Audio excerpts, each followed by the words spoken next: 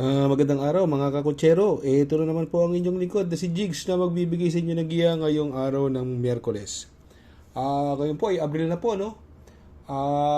April 2. At meron po tayong pitong magagandang karera. Uulitin ko po, itong aking giya ay pure review and analysis ko lamang at walang halong information. Noong nakaraang Sabado-Linggo, medyo inaalat tayo. Hindi masyadong naging maganda yung mga giya natin. Pero sana po, makabawi po ako sa inyo. Sana po, matapat po ngayon. Simulan na po natin. Race number 1, kung saan magsisimula po ang winner take all. 3-year-old maiden race, non-placer. Distansya po rito ay 1,400 meters. At dito po, meron po tayong siyam na kalahok, no? Dito sa kayarang ito, no, sa tingin ko, mga mabibilis po dyan, no? Yung Boy Wonder at si Red Bell, no? Although itong Go Getting, nagpapakita ng buti to, no? Papatnubayan na po ni Pabs Cabalejo. Ito namang si Amaraya, sa tingin ko, malaki chance po nitong manalo, no? Kaya dito sa race number 1, no, ang pili ko po rito, doon po ako sa numero 1 Go Getting.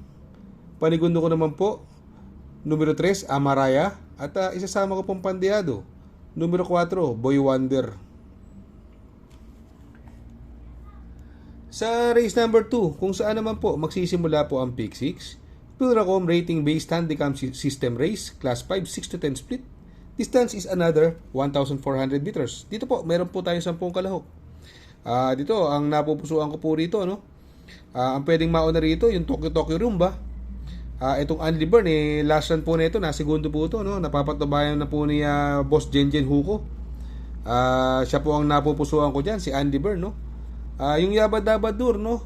Ito, bumigla to, no? Kila carried away, no?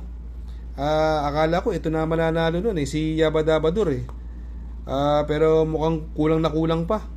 Pero sa tingin ko ngayon, malaki chance po niyan. At ito naman pong California King, bagong baba po ng group rating basis at papatubayan pa rin na may gamay sa kanya na si JT Pabilik. Kaya dito sa race number 2, ang pili ko po, doon ako sa numero 5 Anli Burn. Panigundo ko naman po, numero 10 Yabadabadur. At isasama ko pong pandeado, numero 8 California King. Sa race number 3, kung saan po magsisimula po ang pick 5, Pilracom rating-based handicap system race, Class 3A, Class 3 and 4, 34 to 39, 40 to 46 merge. Distance is 1,200 meters. At dito, matutunghayan pa rin natin, no? Yung masyadong magaling ngayon, umentado. Nakakatatlong sunod na panalo to mula sa maiden race niya.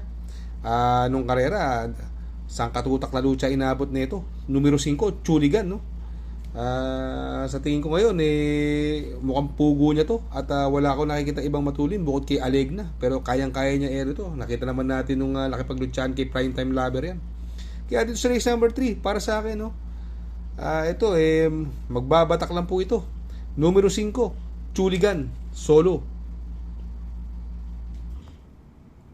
Sa race number 4, kung saan po magsisimula po ang pick 4, Pilracom rating-based handicap system race, class 5, 6 to 10 split, distance is 1,400 meters. At dito po, meron po tayong 10 kalahok. Dito po sa karerang ito, no, anybody's race po ito. Although, ang nakikita ko rito, yung bagong baba, yung numero 5 Don Damiano, na papatubayan na po ni Conrad Denson. Sa tingin ko, walang mauuna rito. At alam naman natin na pag nauna to, ibang klase to, Don Damiano, no? Kaya siya po ang napupusuan ko dyan, no? Sa tingin ko, pwedeng mabigay ng magandang laban. Nag-umento rin po to at nanalong dihado to. Kaya lang, from RA base, binigay rin po kay EL Blancaflor, no? Yung numero 7, Primero Soldado. Kaya dito sa race number 4, magdadarawa po ako dyan. Doon ako sa numero 5, Don Damiano. Panigundo ko naman po, numero 7, Primero Soldado. Sa race number 5, Pilracom rating-based handicap system race, class 4, 16 to 21 split. Distansya po rito ay muli 1,400 meters, may 11 kalahok. Dito, no, kung mapapansin po natin dito, no, Morning After. Alam naman natin yan si Morning After, nagpagpag ng Kalawan nakaraan, kailang Modern Legacy, no. Bumenta po yan dun. Pagbabalik lang po niya yan. Alam naman natin lumalaban ng mga 2-year-old stakes race to si Morning After. Sa tingin ko, pwedeng mabigay ng magandang laban dyan. Yung galing sa segundo nakaraan, yung numero 1 Bravo na sa kay Claro Espare. Kaya itong karerang ito, yung race number 5, magdadalawa po ako dyan. Doon po ako sa numero 5 Morning After. Panigundo ko naman po, numero 1 Bravo. Sa race number 6 sa penultimate race, Pluracom rating based handicap system race, class 5, 11 to 15 split. Distansya po ay 1,400 meters at dito po may 12 kalahok. Dito sa kayarang ito, nakikita ko po, no, medyo maraming matulin po dito, no. Andiyan si Bukawi Rivertown, andiyan si Luke Skywalker, at si Don Pedro, no, possible na maglutsahan dahil alam naman natin itong kahit sino sa kanilang tatlo, ang panalo niya puro mauna. Hindi naman marunong masyado sumunod yung mga kabayong yan, no. Kaya kung sakaling magkaganon, marami pong diremate may panalo dyan. Andiyan yung Dihadong Beautiful Day, yung galing sa panalong Don Lucas, yung dihadong numero 9 Hot Legs at yung numero 11 Advocacy. Kaya dito siguro mga diremate na lang po pipiliin ko rito, no. Ang pampremera ko baka mag-umento pa ulito, no, yung numero 5 Don Lucas.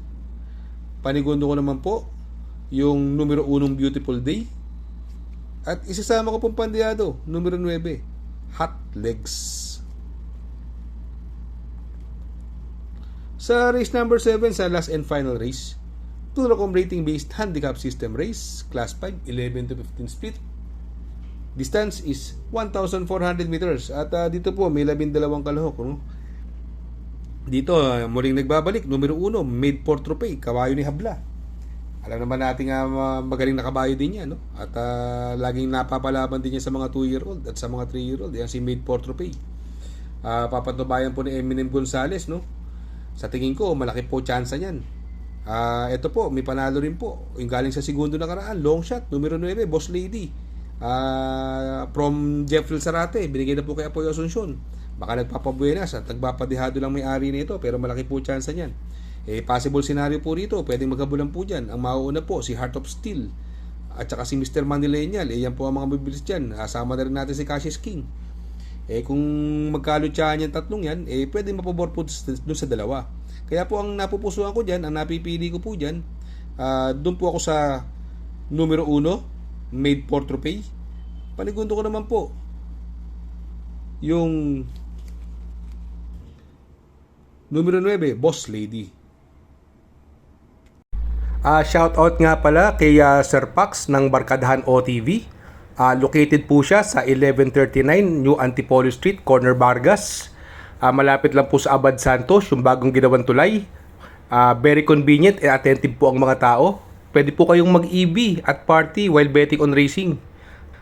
Baka magawi kayo dyan sa Herrera, Corner Oroqueta. Andyan po ang Pipay's Halo-Halo. Ang isa sa pinakamasarap na halo-halo at homemade lahat ng ingredients po dyan. Ultimo Ice Cream. Tabi lang po yan ng Pares at tatapat po ng Kapihan. Shout out kay Sir Arnel Mendoza. Please support his channel. Shout out po Sir Arnel Mendoza. Good luck mga kakutsero. Sana po matapat ang ating giya at yung mga nakasunod, sana po ay magsitama po kayo. Ako yung makikiusap lamang at makikisuyo sa inyo na please like, share, subscribe, and hit the notification bell para update kayo sa aking mga giya. Good luck po and happy racing!